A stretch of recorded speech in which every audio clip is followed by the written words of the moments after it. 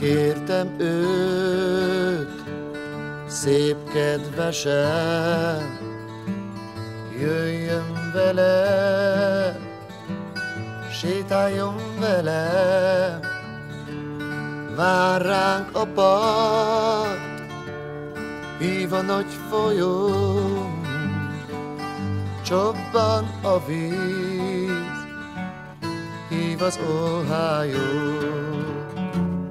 Megmondtam én, enyém leszel, és többé már senki nem ölel. Vár ránk a part, hív a nagy folyó, csobban a víz, hív az Ohio.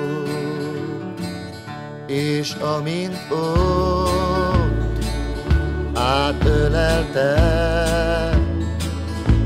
a késemet, neki szegezte, felkiáltott, kérlek ne ölj meg a halálba,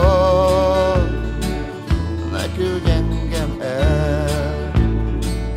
Megmondtam én, enyém leszel, és többé már senki nem ölel. Vár ránk a part, hív a nagy folyó, csobban a víz, hív az Ohio. Éjfél után mentem haza, jaj, mit tettem, ó, én ostoba.